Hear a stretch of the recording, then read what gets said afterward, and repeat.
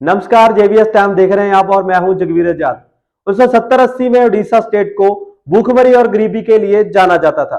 अगर आप 2022 की बात करें तो उड़ीसा के मौजूदा हालात जैसे एजुकेशन, इकोनॉमी, हेल्थ, एग्रीकल्चर और स्पोर्ट्स सिस्टम कैसे हैं, इन तमाम विषय पर बातचीत करने के लिए उड़ीसा से हमारे साथ स्टूडियो में मौजूद हैं डॉक्टर तपन कुमार साहू। सर, उड़ीसा की राजनीति की बात करें तो उसके बारे में आपके क्या विचार है? पहले तो मैं जेवीएस टाइम्स के सारे दर्शकों को नमस्कार कहना चाहूँगा। और उड़ीसा में भी जाएगा ये, तो उड़ीसा के भी सारे जो ये वीडियो देखेंगे सबको मेरा नमस्कार। जहाँ तक हम उड़ीसा की राजनीतिक बातें करते हैं, तो आज जेवीएस टाइम्स के साथ हमारा ये मुलाकात है।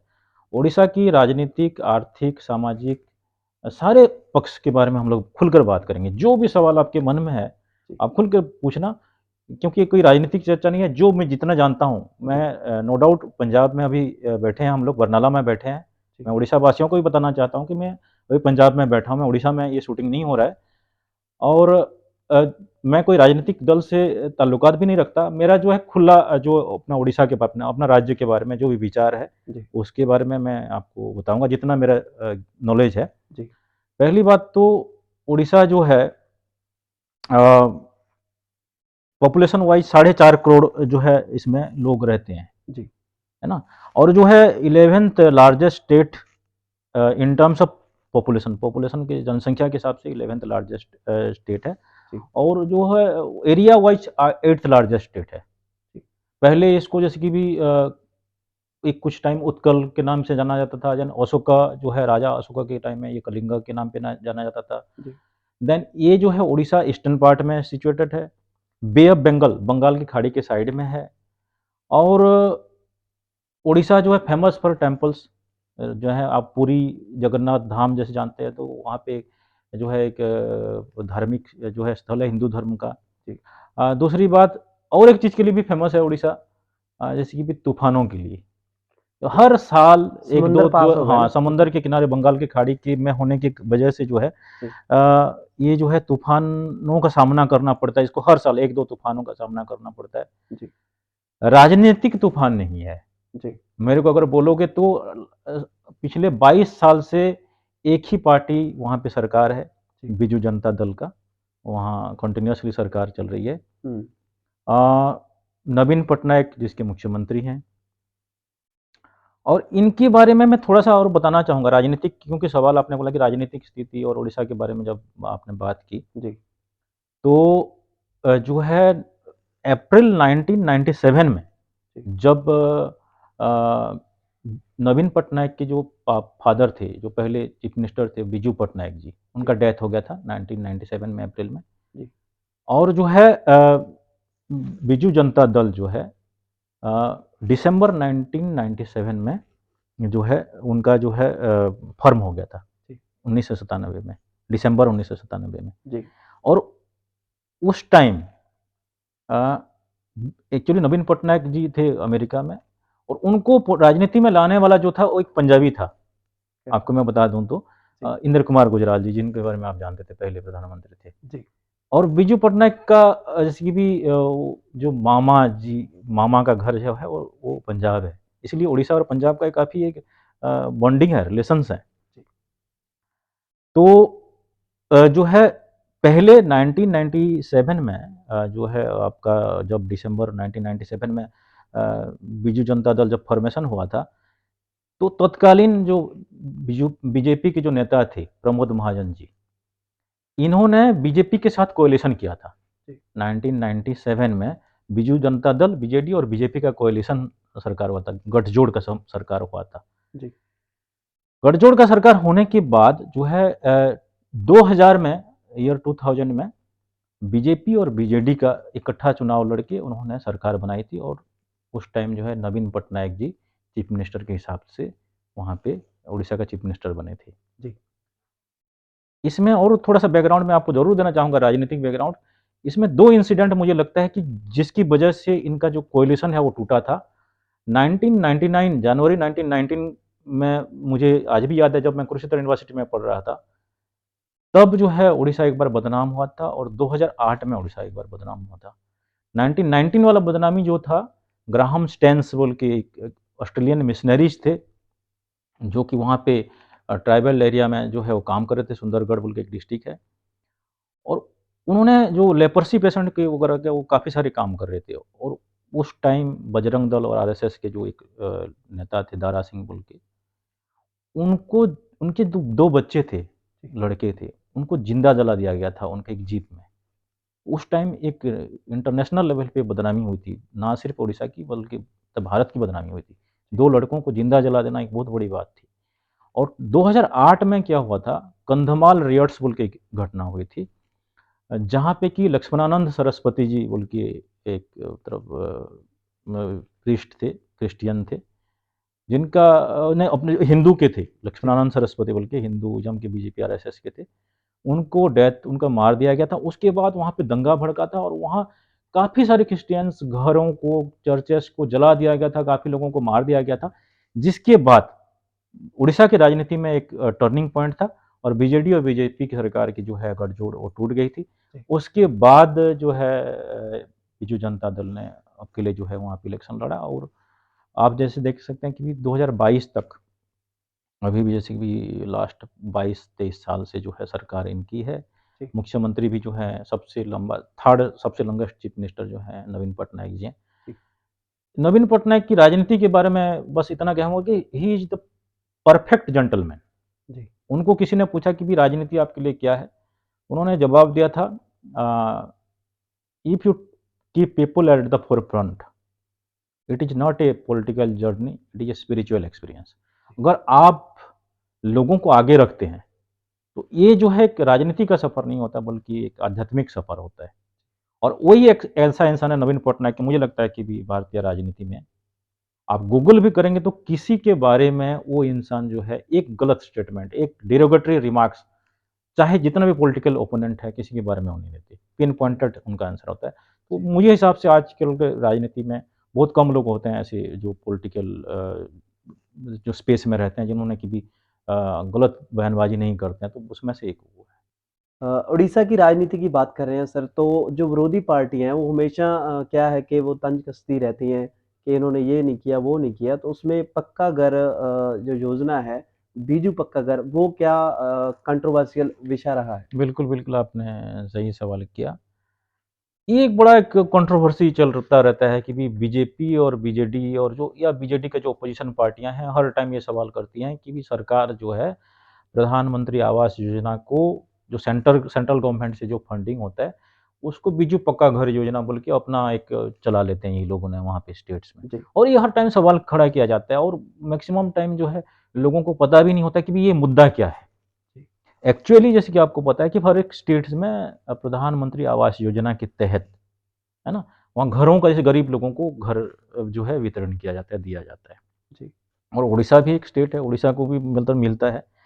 इसमें एक्चुअली ये है कि जो रेशियो है फंड एलोकेशन का, जो फंड आता है गवर्नमेंट का, जैसे कि हम लोग अभी पोस्ट मैट्रिक स्कॉलरशिप में भी फंड आता है, तो वो फंड आता है, कुछ फंड आता है सेंट्रल का, कुछ फंड आता है उड़ीसा का, स्टेट का।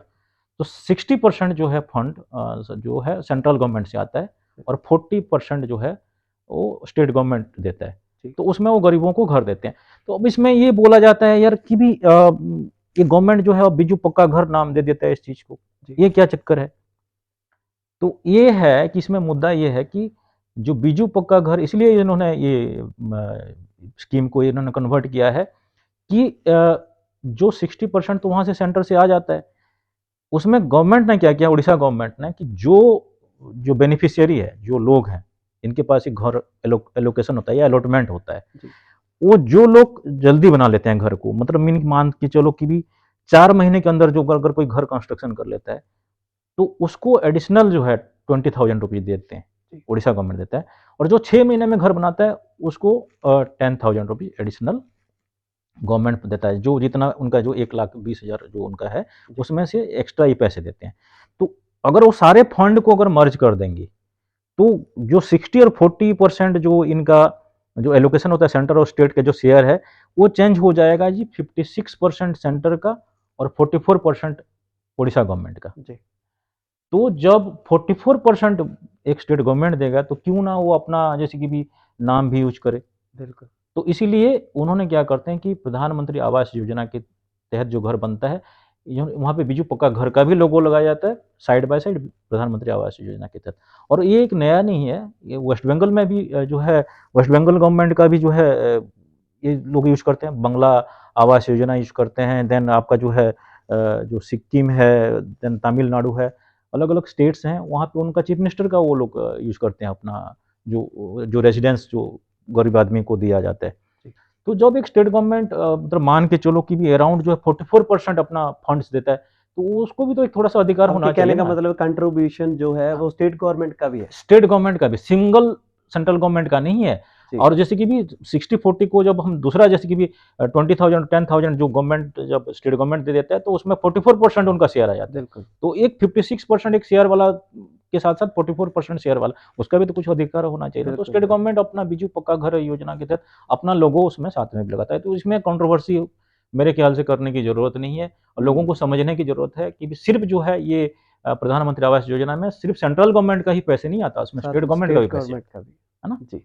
उड़ीसा में सर किसानों की बात करें तो जो मौजूदा स्थिति है वो क्या है? और कालिया स्कीम का जो कंट्रोवर्शियल आपका चलता रहता है वो क्या है सर?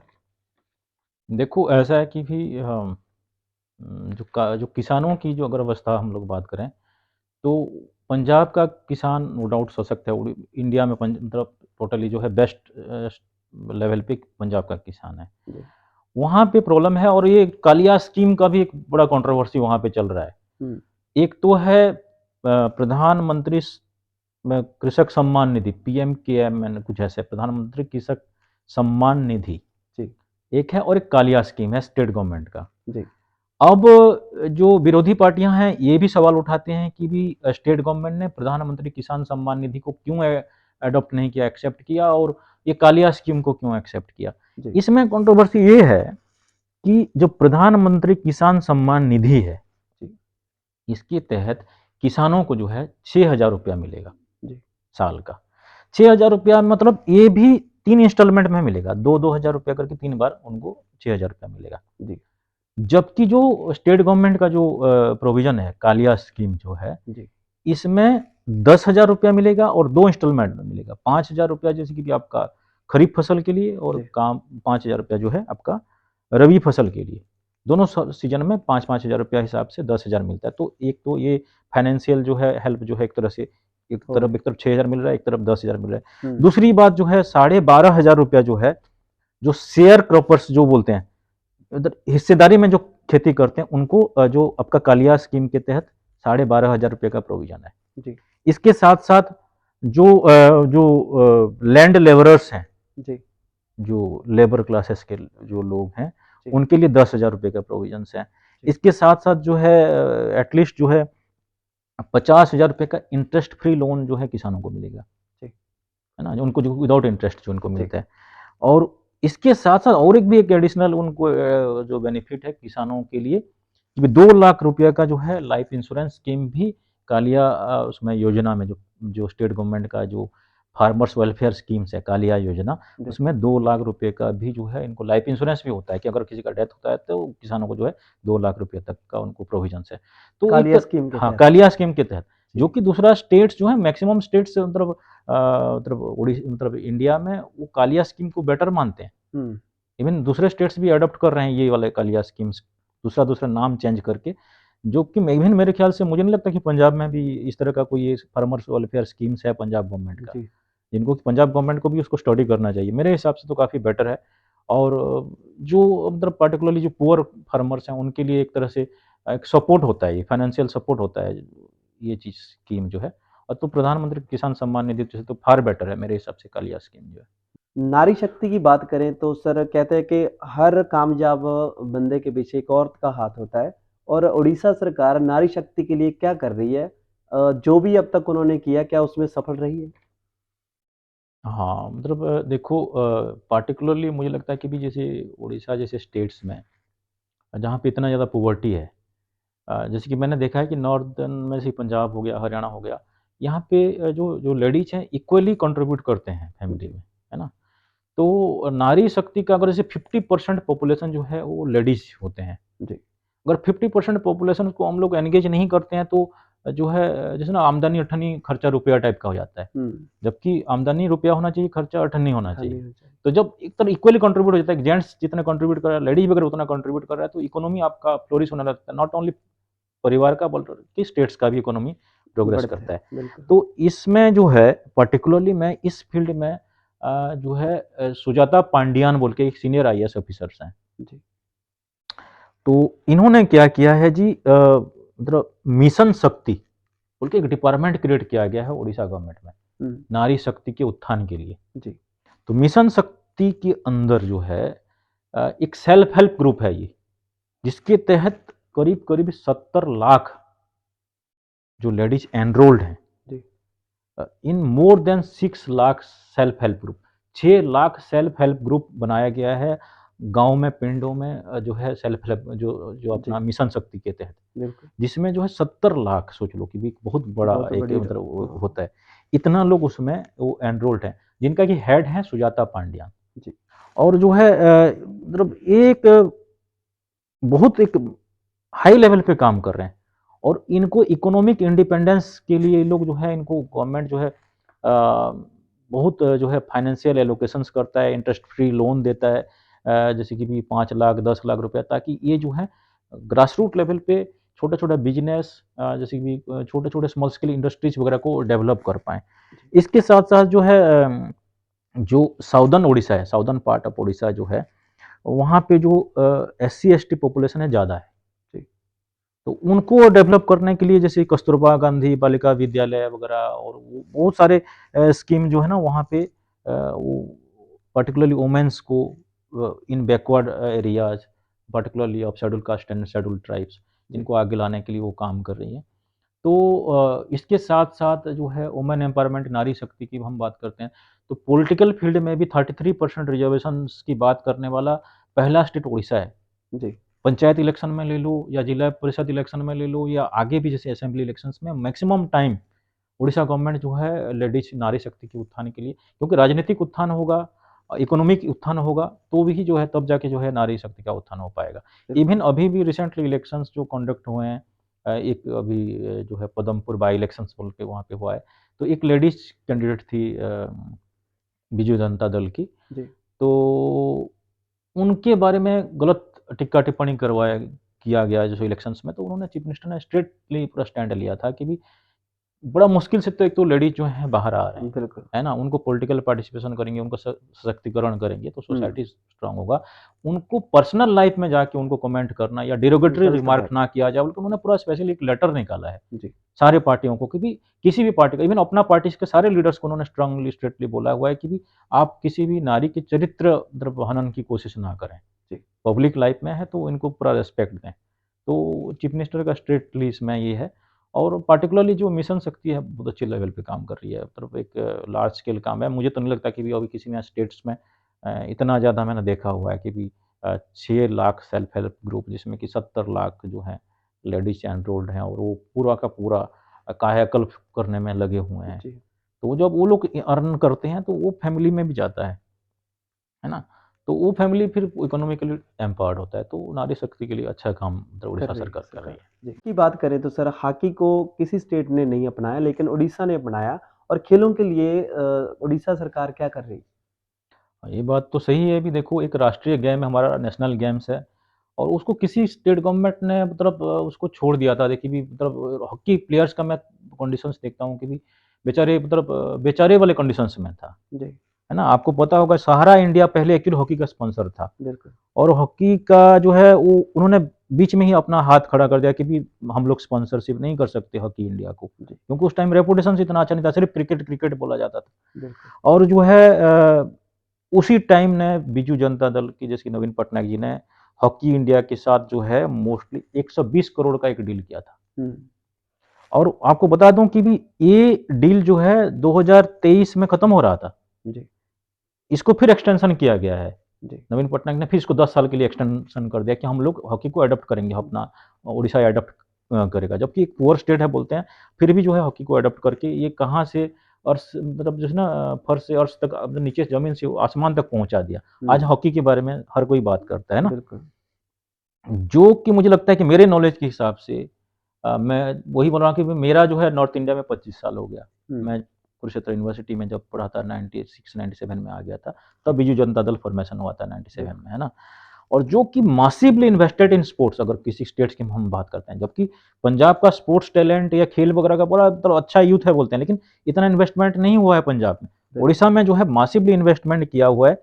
और आप जिससे कि उड़ीसा का बजट को आप क्लोजली ऑब्जर्व करते हैं, तो जो है सिर्फ दो 28 करोड़ था 2000 जो है 10-11 में उड़ीसा का स्पोर्ट्स बजट। जी, स्पोर्ट्स के ऊपर सिर्फ 28 करोड़ था बिल्कुल। 10-11 की जो उड़ीसा का बजट में, जो कि इसको बढ़ा के 301 करोड़ कर दिया था 2021-22 में। जी, 2021-22 में 28 करोड़ से लेकर 301 करोड़ जो है उसको कर दिया था। और 2022-23 में जो है इसको बढ़ा के 911 करोड़ कर दिया गया है। तो कहाँ 2010-11 का 28 करोड़ और कहाँ 2022-23 का 911 बहुत करोड़। बड़ा डिफरेंस। तो कितना इन्वेस्टमेंट स्पोर्ट्स में हो रहा होगा, सोच लो आप। बिल्कुल। एक तरह से आप मान के चलते हैं कि भी उड़ीसा को जो है आज के टाइम में देखा जाए स्पोर्ट्स कैपिटल ऑफ इंडिया भी कहा जा रहा है। आप देखो कलिंगा स्टेडियम जो है भुवनेश्वर में है, वहाँ पे रेगुलर प्रैक्टिस के लिए जो है ना, जो हॉकी इंडिया है, जो मेन टीम है और वुमेन्स टीम है, नेशनल टीम, उनके लिए जो है वो बेस लाइन बनाया गया, वहाँ पे वो लोग साल भर पूरा प्रैक्टिस करते हैं। बिल्कुल। और जैसे कि भी आपको पता ही है कि शायद पता है कि नहीं है, मुझे पता नहीं, कि हॉकी इंडिया का टीम के जो है कैप्टन से लेके वाइस कैप्टन से लेके मैक्सिमम प्लेयर्स जो हैं आपके पंजाब के हैं, जी, है ना? जैसे कि आपका जो है मनप्रीत जी हैं, मनप्रीत रूपिंदर जी, हैं, बिल्कुल। सतबीर है, हरमनप्रीत हैं, बहुत सारे लोग जो हैं पंजाब, तो आधा पंजाब भुवनेश्वर में होता बिल्कुल। है ना? अभी-अभी जो है आपका 11 अक्टूबर से 30 अक्टूबर तक जो है फीफा जो है अंडर 17 वर्ल्ड कप ओडिशा में खत्म हुआ है। जी, और वो जो है जनवरी में 2023 में जो है हॉकी का जो है वर्ल्ड कप है जी, ओडिशा में, जिसके तहत की भी टोटल इंफ्रास्ट्रक्चर को चेंज कर रहे हैं, डेवलप कर रहे हैं। बहुत बड़ा वर्ल्ड का सबसे famous stadium, best stadium Rourkela में डेवलप हो रहा है जी, विद इन्वेस्टमेंट 200 करोड़ रुपया खर्च करके जो है राउरकेला में हॉकी इंडिया का, जैसे कि क्योंकि 2023 में, अब तो 2022 तो खत्म हो चुका है, बिल्कुल। 2023 में हॉकी वर्ल्ड कप है, जी, जो है जनवरी में फिर है, तो उसके लिए डेवलप किया जा रहा है। तो उड़ीसा गवर्नमेंट जो है particularly not only hockey, hockey में जो है हॉकी के साथ-साथ जो है फुटबॉल है, शूटिंग है, जो ना एथलेटिक्स वगैरह सारे मतलब जो स्पोर्ट्स को पूरी जोर लगा रहा है, क्योंकि गवर्नमेंट भी, उड़ीसा गवर्नमेंट भी जानता है कि भी इसमें जो है यूथ पावर है, India is a country of youth, जी, मैक्सिमम यूथ को जितना ज़्यादा चैनलाइज़ कर पाएँगे, उस उतना ज़्यादा ड्रग्स और ये अनसोशल और एंटी सोशल एक्टिविटीज़ से ये दूर जाएँगे। इनको बिल्कुल। इसीलिए स्पोर्ट्स में चैनलाइज़ करो। तो इसीलिए स्पोर्ट्स इंफ्रास्ट्रक्चर को पूरी तरह से कर रहा है। अभी-अभी जो है मेरे ख्याल से तो लास्ट 1-2 साल के पहले 70 के करीब जो है इंडोर स्टेडियम्स डेवलप किया गया अलग-अलग डिस्ट्रिक्ट हेडक्वार्टर्स में। तो उस इवन जैसे आपका यहाँ पे अ, खेड़ा पंजाब दियाँ अभी जैसे कि हो रहा है, अभी आम आदमी पार्टी आने के बाद, खेड़ा तो वतन पंजाब हाँ, दी। खेड़ा वतन पंजाब दियाँ जैसे कि चल रहा है, जी, तो वहाँ पे भी जो है खेल के लिए और मतलब पूरा प्रमोशन चल रहा है, पूरी तरह से खेल पंचायत लेवल से लेके ब्लॉक लेवल से लेके डिस्ट्रिक्ट लेवल तक जो है खेलों की प्रमोशन आपके चल रहा कहने है। का मतलब है उड़ीसा सरकार दिन ब हाँ, दिन काम कर रही है इस चीज़ पे। आप इससे देखो ना कि 28 करोड़ जो है ना? जी, 28 करोड़ बजट होना 2010-11 में, बिल्कुल। और 22-23 में अराउंड 10-11 साल में 911 करोड़। एकदम तो बड़ी मतलब बात। कितना एक मासिव ये है ना कि भी एक शिफ्ट है। जी, तो क्योंकि एक-एक स्टेडियम 2-200 करोड़, 3-300 करोड़ का अगर बनता है, बिल्कुल। तो स्पोर्ट्स इंफ्रास्ट्रक्चर तो होगा। सोच लो कि अब जैसे 2023 में जनवरी में हॉकी वर्ल्ड कप है, जी, तो टोटल वर्ल्ड का जो हॉकी टीम्स हैं, वहाँ पे ओडिशा में वहाँ पे होंगी। पहुँचेंगे। टूरिज़्म का भी प्रमोशन होता है, इकोनॉमी बिल्कुल, जनरेशन होता है। बिल्कुल। तो ये जानते हैं, गवर्नमेंट जानता है कि भी यही एक चीज़ है जिसको कि हम लोग इसको सोसाइटी को मतलब प्रमोट कर सकते हैं। बिल्कुल, इकोनॉमी के साथ-साथ इमेज भी एक डेवलप होता है। बिल्कुल, सारा जो है गवर्नमेंट ऑफ इंडिया के जो प्राइम मिनिस्टर से लेके प्रेज़िडेंट से सारे के सारे वहीं पे होंगे। स्पोर्ट्समैन सारे कंट्रीज़ के वहीं पे होंगे। तो बिल्कुल, इमेज तो चेंज होता ही है ना? बिल्कुल। स्पोर्ट्स के बाद अगर हेल्थ की बात करूँ तो सर उसमें भी विरोधी दल जो हैं वो सवाल उठाते रहते हैं।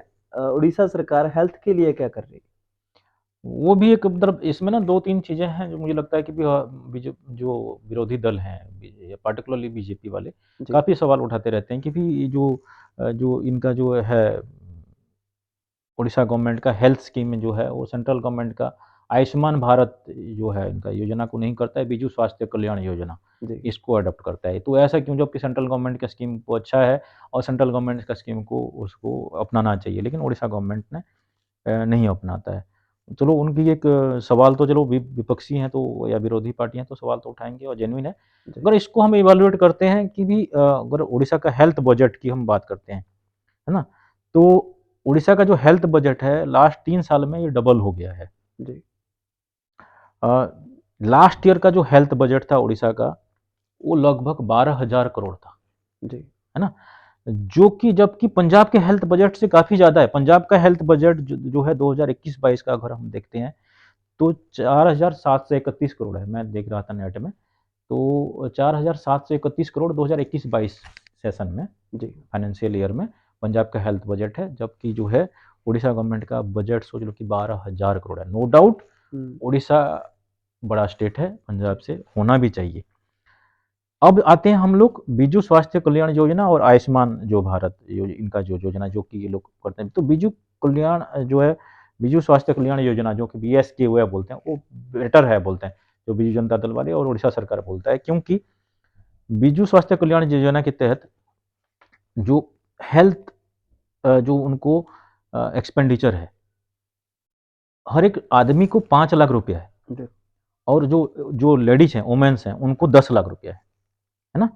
और ये प्री जो आपका बीजू स्वास्थ्य कल्याण योजना का तो एक एक कार्ड आता है। जी, ये कार्ड में प्री लोडेड कार्ड होता है ये। इनको जो है 10 लाख रुपया तक का वो हेल्थ खर्चा कर सकते हैं। आपको कोई बीमारी होता है, कोई प्रॉब्लम आ गया, तो एम्पैनल्ड हॉस्पिटल्स हैं, वो हॉस्पिटल में जाएंगे, आप आराम से एडमिट करिए, तो 10 लाख रुपये तक का फ्री ऑफ कॉस्ट ट्रीटमेंट आप करवा सकते हैं। बिल्कुल। और जो जेंट्स हैं, मैन हैं, वो 5 लाख रुपये तक का कर सकते हैं। और इसमें जो है आप मान के चलो कि 96.5 जो है परसेंट फैमिलीज को कवर करता है बीजू स्वास्थ्य कल्याण योजना। जी, तो सोच लो कि कितना एक बड़ा मतलब है जो है। एक बीजू स्वास्थ्य कल्याण योजना लागू होने से 1 साल तक, 1 साल के अंदर जो है more than 2.5 lakh 2.6 lakh people जो है इसके सर्विस को इन्होंने अवेल कर चुके हैं।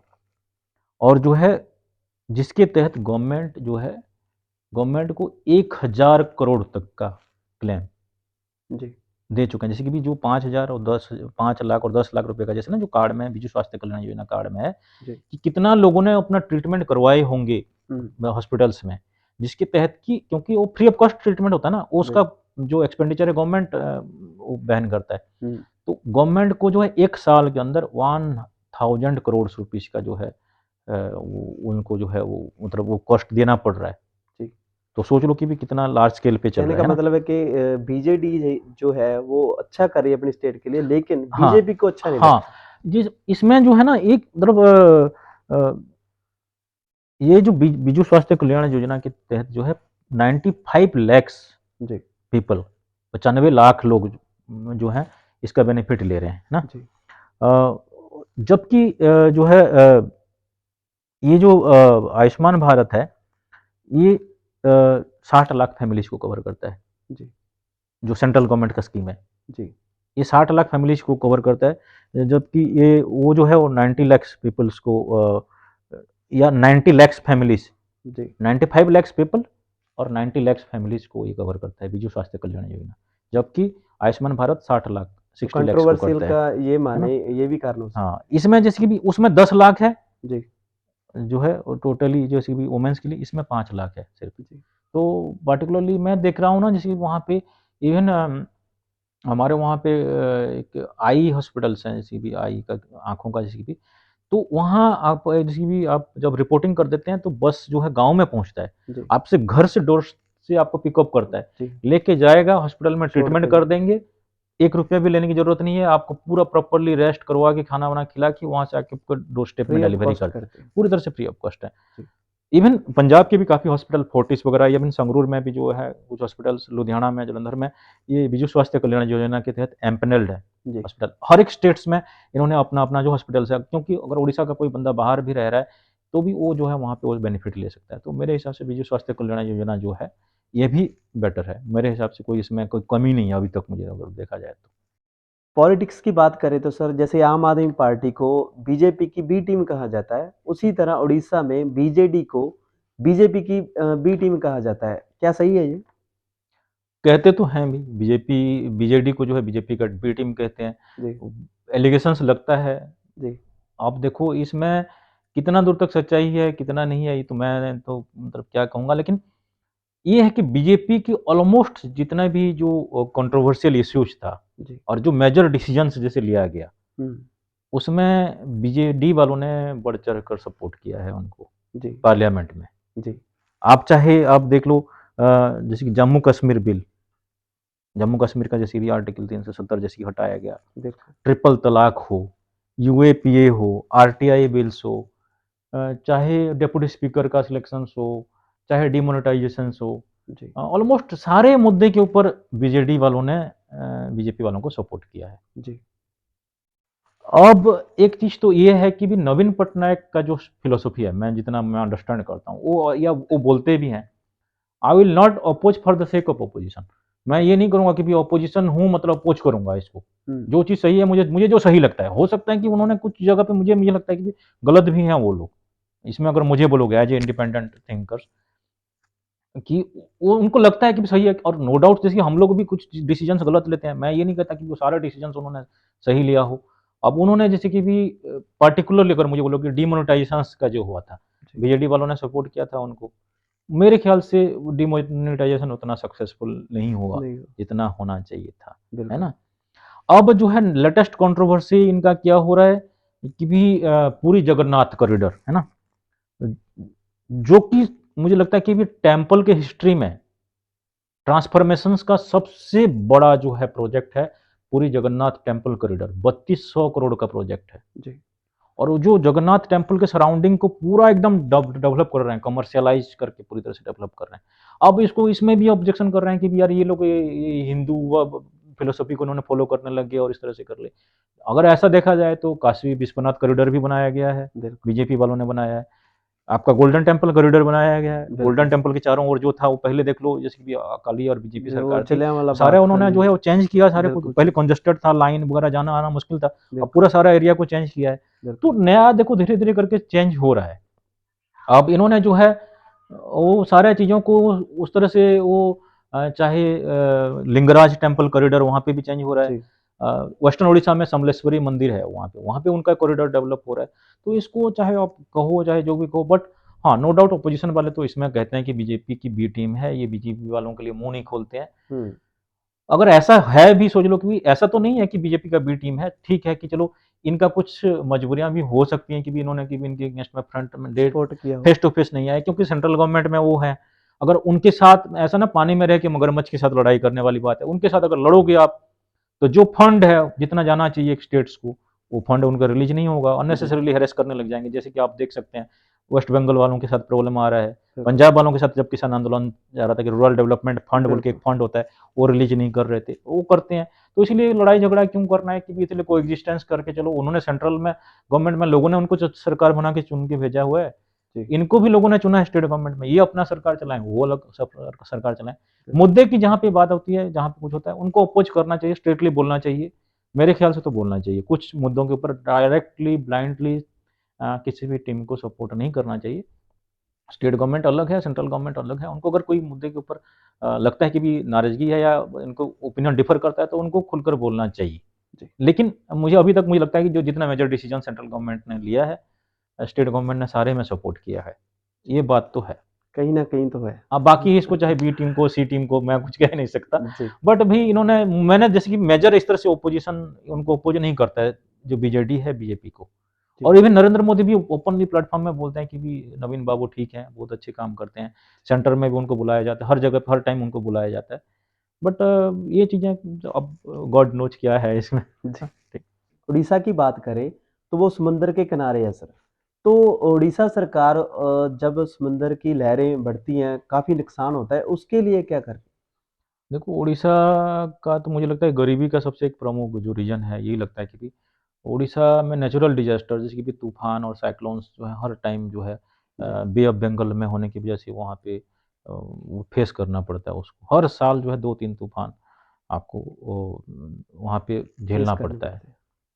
मैं बात करूँ तो सबसे जो बड़ा तूफ़ान जो आया था, वो है 1999 में जब हम लोग कुरुक्षेत्र यूनिवर्सिटी में पढ़ रहे थे, जी, तो सुपर साइक्लोन बोलते थे उस वो जो तूफ़ान आया था। जी, और उसका हवा का जो तेज़ था वो 260 किलोमीटर पर आवर से ज़्यादा था।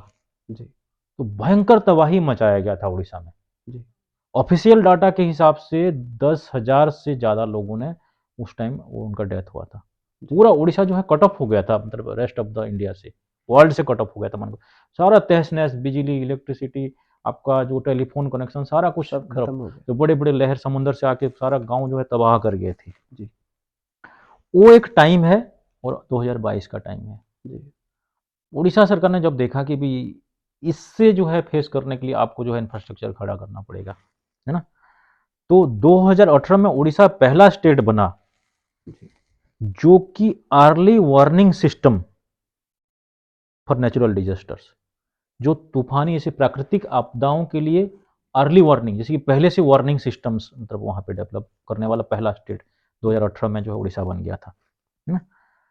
आज के टाइम में 122 सेंटर्स में जो है वॉच टावर्स है 1.5 किलोमीटर कोस्ट लाइन से दूर की, समुंदर किनारे से 1.5 किलोमीटर अंदर जो है वॉच टावर्स बनाया गया 122 सेंटर्स पे, है ना? 900 साइक्लोन सेंटर्स बनाया गया है, जिसमें कि मान के चलो कि पर साइक्लोन सेंटर्स में 1000 लोगों का रहने का व्यवस्था है, तो अराउंड 9 लाख। जी। जब भी तूफान की ऐसे वार्निंग हो जाती है ना? 2018 में जैसे अर्ली वार्निंग सिस्टम जैसे डेवलप हुआ, क्योंकि आ गया, जैसे कि पहले पता चल जाता है कि अब तो जैसे कि ये फनी है, पता नहीं क्या-क्या, ये मतलब कैटरीना, काफ़ी सारे तूफान जो है वो चीज़ें जैसे आती रहती हैं वहाँ पे। जी।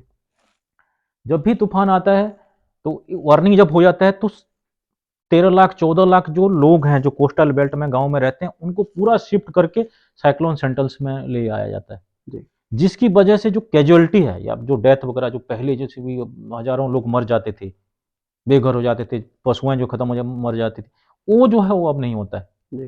पूरा प्रोटेक्शंस करके पूरा का पूरा गाँव जो है शिफ्ट करके साइक्लोन सेंटर्स में आ जाते हैं। जी। तो जिसकी वजह से कि भी ना यूनाइटेड नेशंस ने उड़ीसा गवर्नमेंट को अवार्ड किया है कि भी इनकी remarkable performance in handling natural disasters, जी। जो प्राकृतिक आपदाओं का सही तरह से इनको मतलब उत्थान के लिए यूनाइटेड नेशन ने इनको उड़ीसा सरकार को जो है इसको मतलब अवार्ड दिया हुआ है। अवार्ड। तो बहुत अच्छी तरह से मान के चलो ना कि भी आप जो है 900 साइक्लोन सेंटर्स बनाना, क्योंकि टोटल उड़ीसा तो कोस्टल बेल्ट में नहीं है, मतलब बिल्कुल। इसमें नहीं है ना, समुद्र किनारे नहीं है। जो ईस्टर्न उड़ीसा है, जो कोस्टल बेल्ट जहाँ पे समुद्र किनारा है, जी। तो 900 साइक्लोन सेंटर्स बना दिया गया, जिसमें कि हर एक सेंटर में 1000 लोग रहना है, तो 9 लाख लोगों को एकदम इमीडिएटली शिफ्ट कर लेना। बिल्कुल। उनके लिए फिर जितना दिन तक वो पानी का जैसे कि जो ये कट ऑफ रहेंगे, उतना दिन तक उनका सबका खाना-पीना, रहना, वहीं हेल्थ पे अरेंज फैसिलिटी होगा। सारा फैसिलिटीज़ प्रोवाइड करना।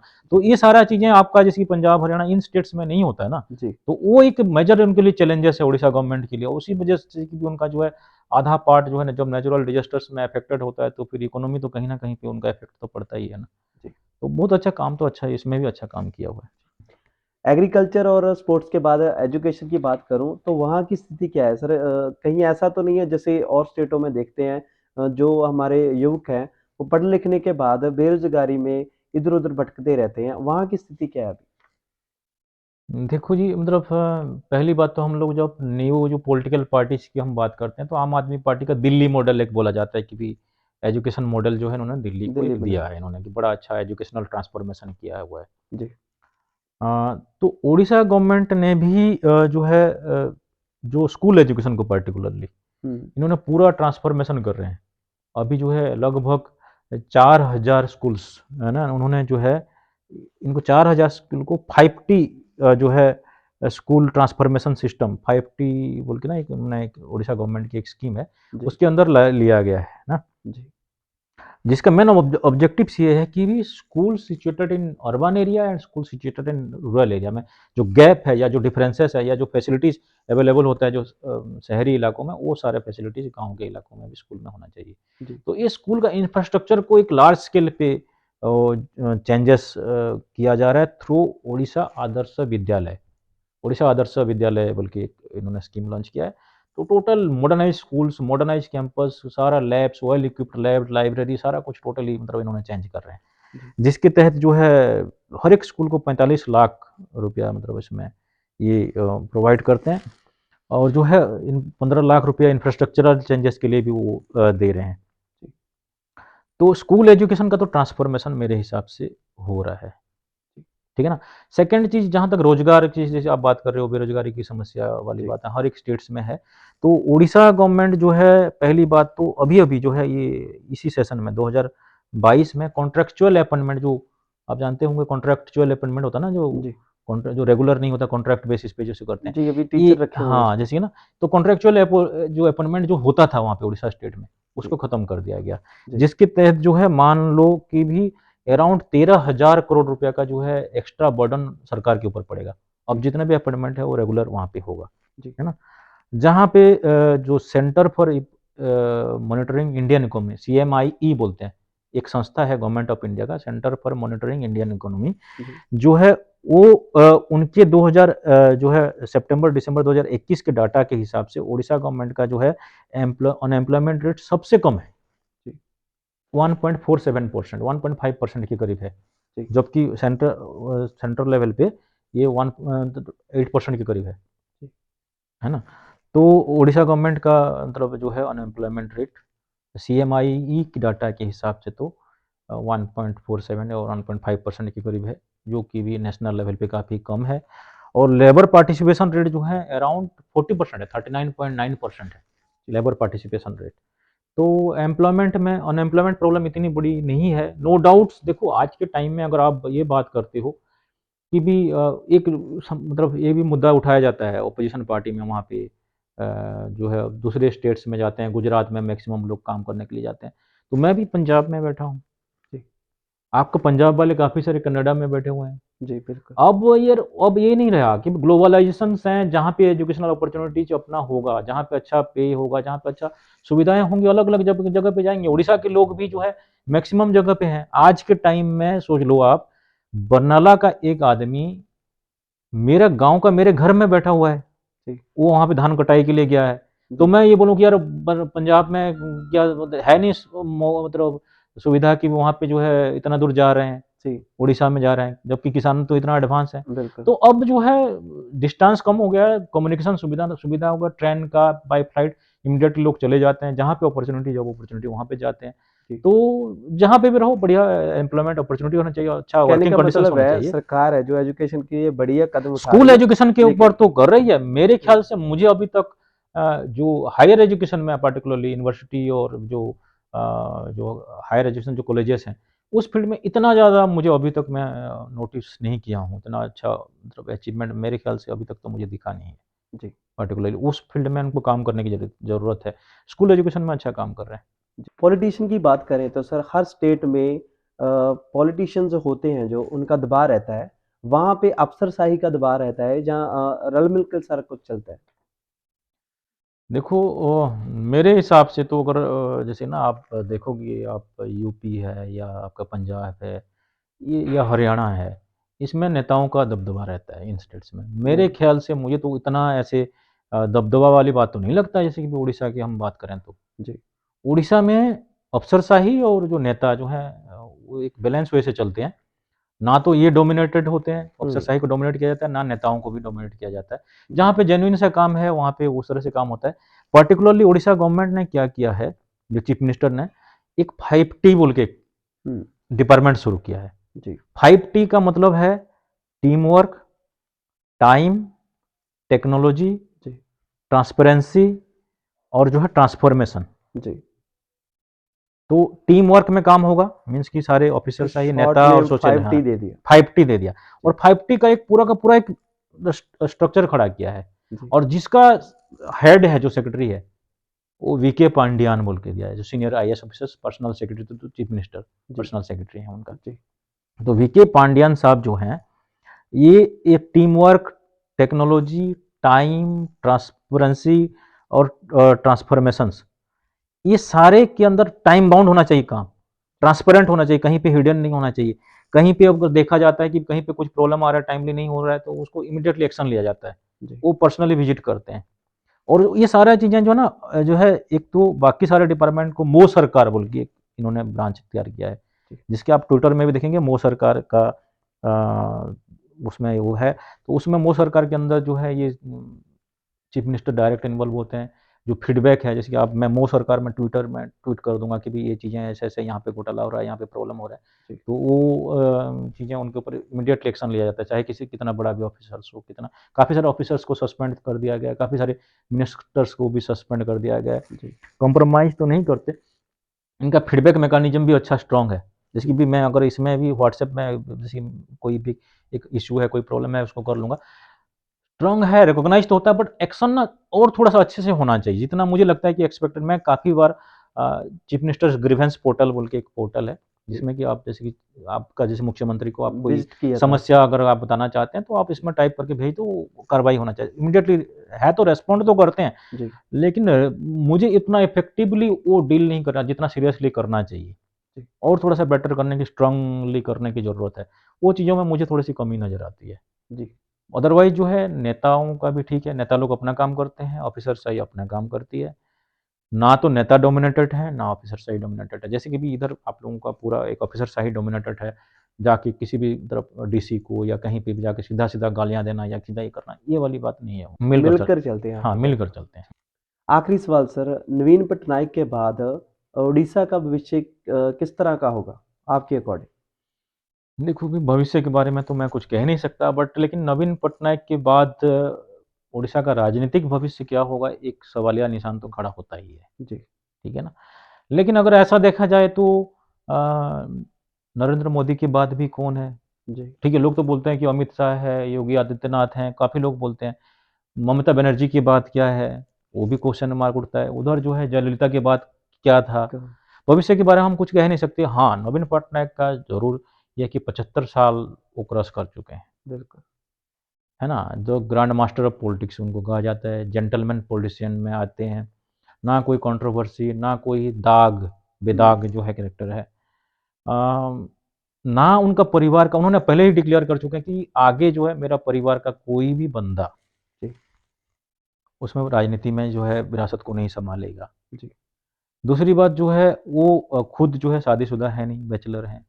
ना उनका परिवार का कोई बंदा दूर-दूर तक उसमें पॉलिटिकली उसमें जैसे एक्टिव है। शादीशुदा की बात की है सर, आम पार्टियों में देखते हैं, जैसे उसका चाचा हो गया, है ना? हाँ, चा परिवार का अब बड़ा जैसे कि भी चल रहा है। आप यहाँ पंजाब की ले लो, जी। प्रकाश सिंह बादल के बाद जैसे कि सुखबीर फैमिली बादल जो है तैयार हैं। बिल्कुल, बिल्कुल। तो उनका ऐसा कोई नहीं है, उनका चाचा, भतीजा, ताया, फूफा, हुँ।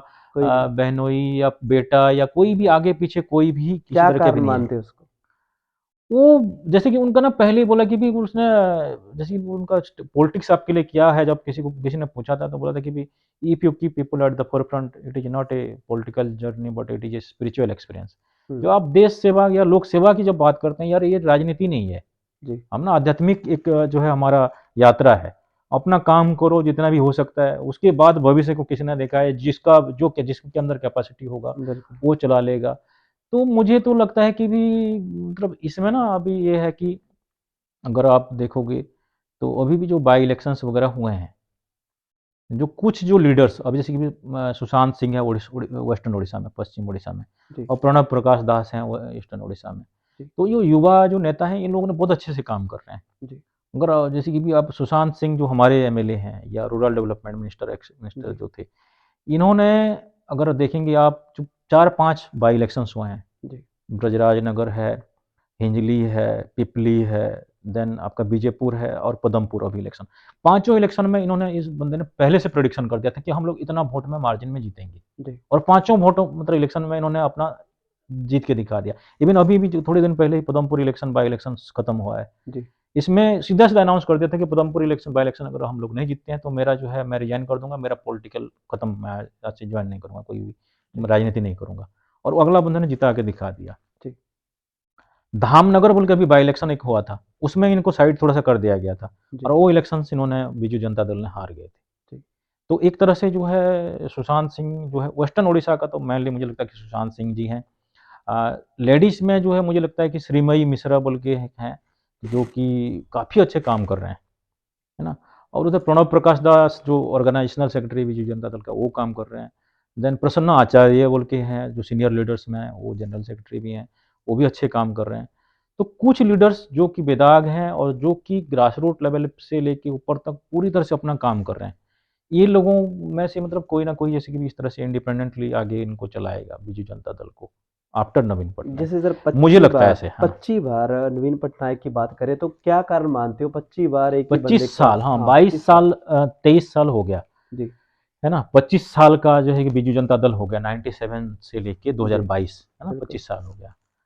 तो देखो, एक है कि भी आप लोग बोलते हैं कि ऐसे करके जीत, ऐसे नहीं जीतता कोई। 5 साल 10 साल तो ऐसे आप जीत जाओगे। बिल्कुल 25 साल तक राज करना, है ना? बहुत एक बड़ी एक बात राज्य को ऊपर किसी टाइम आप लोगों को बेवकूफ़ नहीं बना सकते। नो डाउट जो है उनका जो है ना वो आहार केंद्र है अभी उड़ीसा में। आप जो है चावल जो है ₹1 किलो है। वहाँ पे बिल्कुल पॉवर्टी स्ट्रिकन गरीबी है। लोगों को फैसिलिटीज़ बेनिफिट्स मिल रहा है। हेल्थ स्कीम्स है, देख लो वो कितना अच्छा हेल्थ स्कीम्स है। एजुकेशन ट्रांसफॉर्मेशंस हो रहा है। जी स्पोर्ट्स का ट्रांसफॉर्मेशंस किया है। तो एक टाइम था जब उड़ीसा को जो है मतलब एक गरीब, उड़ीसा में एक पार्ट है कलाहांडी, बोलांगीर, कोरापुट, केबीके बोल के। जी एक टाइम था बच्चों को बेच के वहाँ पे वो अपना खाना-वाना गुज़ारा करते थे। मैंगो कर्नल जो आम की गुठलियाँ खाते थे, कोई जड़ी-बूटियाँ खा के लोग मर जाते थे केबीके डिस्ट्रिक्ट में। वहाँ जी पे टोटली ट्रांसफॉर्मेशन हुआ है। जी आज जो है आप उड़ीसा की जो जो बजट है, आप देखेंगे ना, तो मैं देख रहा था, मतलब इसमें मतलब इवन नोट भी किया था कि भी जो है जब नवीन पटनायक ने जब as a chief minister start किया था, जी तो उड़ीसा का बजट जो है 3000 करोड़ था। जी और जो जो है अब जो है 2,30,000 करोड़ है जी उड़ीसा का बजट। कहाँ 3000 करोड़ में जैसे उड़ीसा का बजट होना, और हम्म कहाँ 2,30,000 क्रॉस करोड़, मतलब बिल्कुल जाना larger than the budget of Gujarat. Gujarat के बजट से भी जो है बड़ा उड़ीसा का बजट जो है ज्यादा है। उड़ीसा गुजरात का बजट 2,18,408 करोड़ है, बिल्कुल जबकि उड़ीसा का बजट 2,30,000 करोड़ है। तो वो जो एक मतलब ग्रोथ रेट है, आप देखेंगे आप जो आगे आगे चलने का जो है, बहुत बड़ा आज डिफरेंस है ग्रोथ रेट है 10.1% जो है उड़ीसा का ग्रोथ रेट। इंडिया का जो है ग्रोथ रेट 8.8% है, जबकि जी उड़ीसा का ग्रोथ रेट जो है 10.1% है। स्टेट्स का जो पर कैपिटा इनकम था 48,400, 48,500 के करीब मान के चलो, इन जी 2011-12 जी 48,500 था पर कैपिटा इनकम जो है स्टेट का। आज जो है 1,27,383 है जी जो है 2021-22 में पर कैपिटा इनकम, है ना? तो उड़ीसा का जो इकोनॉमी है इंक्रीज जो है 123% रेट में इंक्रीज हुआ है। जी तो उड़ीसा जो है मतलब मतलब एक जो है पॉवर्टी स्टेट से प्रॉस्परस स्टेट में कन्वर्ट हुआ है एक जी लास्ट 22 साल में। चाहे जितना भी आप कंप्लेन करो, जितने भी आप इनको क्रिटिसाइज करो, भाई देखो एक बंदे ने काम किया तब जाके उसको इतना लोगों का फेथ मिला है। बिल्कुल और इतना मतलब 22 साल 25 साल शासन करना कोई इजी बात नहीं है। जी तो इवन जो है आज इस टाइम में इस स्टेज में 75 साल 76 के होने के बाद भी अभी भी देख लो कहाँ दुबई में जाके उड़ीसा के इन्वेस्टमेंट के लिए बात करना, जी है ना? जो है बाहर फॉरेन डायरेक्ट इन्वेस्टमेंट जो है एफडीआई जो है अराउंड जो है 50,000 करोड़ जो है अभी उड़ीसा के अंदर आ रहा है। जी बाहर बाहर उड़ीसा के इन्वेस्टमेंट के लिए इतना बातें करना, है ना? आप कौन सा चीफ मिनिस्टर जाके इतना बातें कर रहा है यार? बिल्कुल कहने को तो ईजी है। आप देखोगे 1999 का मैं आज वो भी दिन याद करता हूँ, 1999 जनवरी की, जब ग्राहम स्टेंस के दोनों बच्चों को जला दिया गया था, है ना? देख लो जिंदा जला देना, छोटे छोटे बच्चे, इतना क्यूट जी से बच्चे।